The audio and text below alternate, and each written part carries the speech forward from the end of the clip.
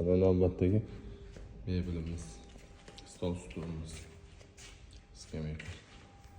Yarim miyaki. Yostiqchalari bilan ko'rishingiz mumkin.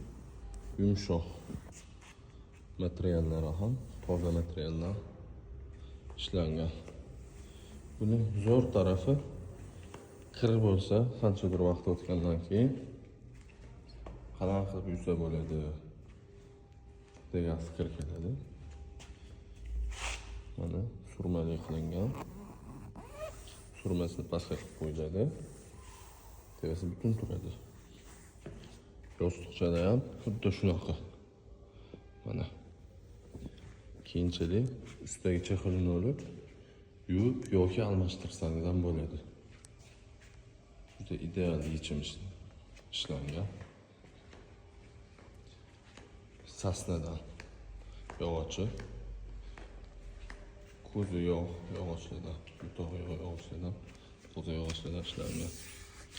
Narxlari ham juda yuqori sifatda. Kimgadir qiziq bo'lsa,